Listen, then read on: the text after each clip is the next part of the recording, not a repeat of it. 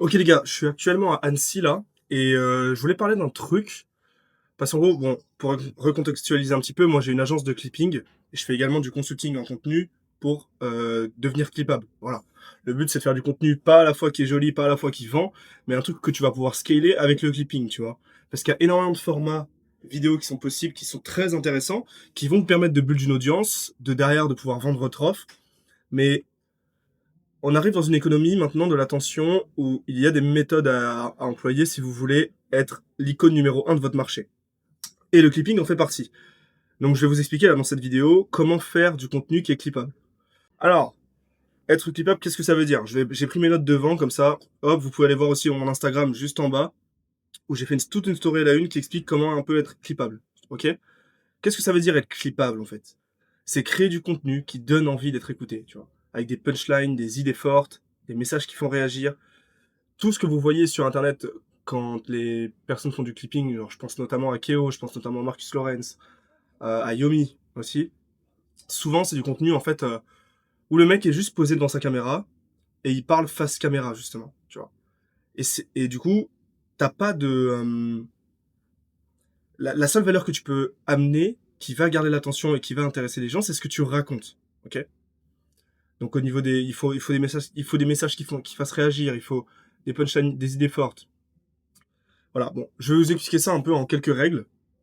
Règle numéro un, comme j'en ai parlé un petit peu, parler face cam. Je suis en train de lire mes stories en même temps, comme ça je perds pas mon fil sur la vidéo.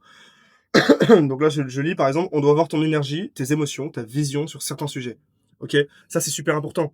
Les mecs qui font du clipping et qui sont clippables et où ça marche, ils parlent de leurs idées, tu vois, des trucs qu'ils ont dans la tête et qui vont forcément des fois à l'encontre du marché. Ça va faire réagir les gens. Il y en a qui vont dire qu'il raconte n'importe quoi. Il y en a qui vont être d'accord avec lui. Ça va faire réagir. Vous devez avoir des commentaires dans mon contenu clippable. Quand je vais vous créer 10 comptes, ok, que vous allez bosser avec moi et que je vais vous balancer une campagne de clipping, genre, sur chaque vidéo, il faut que les mecs se réagissent en mode ah non, mais tu racontes n'importe quoi. Ah non, mais oui, t'as grave raison, c'est grave comme ça. Enfin, c'est super important, ok, du contenu qui fasse réagir. Les b-rolls viendront enrichir derrière. Mais le cœur du truc, c'est vous, tu vois. Évidemment, les clippers, ils vont faire du montage sur votre contenu clippable. Ils vont rajouter des b-rolls, des sous-titres, une petite musique de fond bien sympa, tu vois. Mais le fond du truc, c'est vous. Ok. Si tu racontes rien intéressant, ça marchera pas. Ensuite, règle numéro 2, être clivant. T'as forcément des idées qui vont à l'encontre de ce que pense ton marché. Si c'est pas le cas, désolé, mais t'as peut-être pas assez de personnalité. Ça, c'est vrai. Si c'est le cas, parle-en. Donc ça, je l'ai un petit peu déjà dit. Ok. Règle numéro 3, ton histoire. Ça, c'est super important. Le storytelling en clipping, et même de manière générale en contenu, en fait, c'est montrer qui vous êtes. Ok. T'es qui, mec? Tu me racontes un truc, c'est intéressant, mais t'es qui? T'es qui? Qu'est-ce que tu as vécu dans ta vie? Qu'est-ce que tu as fait dans ta vie? Où tu as grandi? Ok, je sais pas, ça peut être la vision de tes parents. Enfin, voilà, t'es qui? Pourquoi je devrais te prendre au sérieux? Tu vois, utilise ton storytelling. Avant, j'étais comme ça, j'ai découvert ça, et aujourd'hui, je pense ça.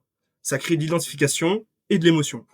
Règle numéro 4, donner de la valeur. Ça, bon, classic shit, hein, vraiment. Partage des conseils actionnables. Ok, ça peut être sur, je sais pas, tes coachs sportifs, tu partages des conseils actionnables. Dès que le mec il a vu ton réel, il peut appliquer directement ce que tu lui as dit dans le réel. Ok, dans ta vidéo. C'est super important ça.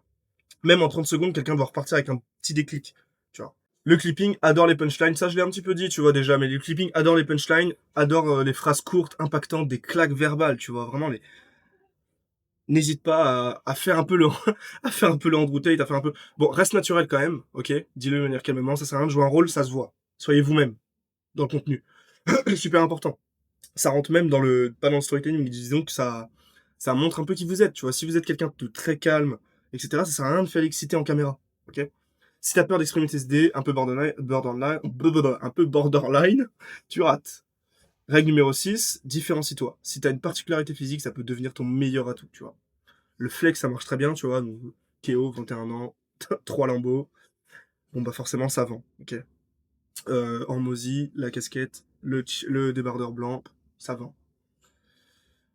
Bonus, le setup. Bon, ça, classique, hein, les gars. Lumière correcte, son propre. J'aimerais même pas avoir à le dire, tu vois, c'est logique. Ensuite, les prérequis obligatoires pour faire du clipping, pour avoir du contenu clippable.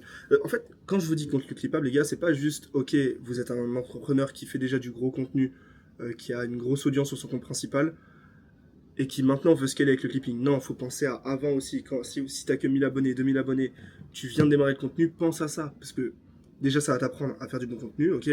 Et du contenu hyper facile, genre en 1 heure par jour, même pas. Tu peux te sortir des vidéos, assez de contenu pour avoir du contenu sur toute la semaine, tu vois, ou tout le mois, ou du contenu qui va être balançable en clipping directement, tu vois.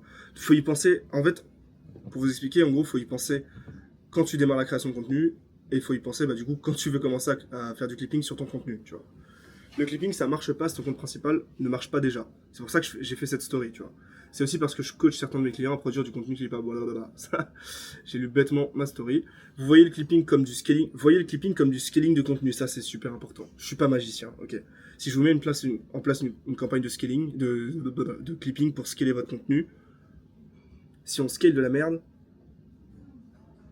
ça va marcher, tu vois. C'est comme les ads. Si tu scales, genre, on va pas s'amuser à scaler du contenu qui pue, qui est claqué, ok. Une créative en ads, elle marche, tu vas la scaler. Tu vas peut-être la reproduire, faire des variantes, etc. Mais tu vas pas tu vas pas scaler une créa qui marche pas, c'est débile. Voilà, bon, c'est tout ce que j'avais à dire un peu sur comment faire du contenu clippable. Super important d'avoir ça en tête, parce que tout le monde n'est pas clippable, parce que tout le monde ne sait pas être clippable en fait finalement. C'est un truc super important à prendre en compte. Donc voilà, si toi aujourd'hui tu veux mettre en place du clipping, je t'ai mis un lien en bio pour réserver un appel avec moi et voir comment on peut t'aider. Si tu cherches à devenir clippable, pareil, je fais du consulting à ce niveau-là. Vous avez également sur ma chaîne YouTube d'autres vidéos où je fais du consulting et qui peuvent vous intéresser, ok, où j'apporte un peu de valeur sur comment être clippable, etc. Comment faire de la création de contenu finalement pour pouvoir le scale en clipping.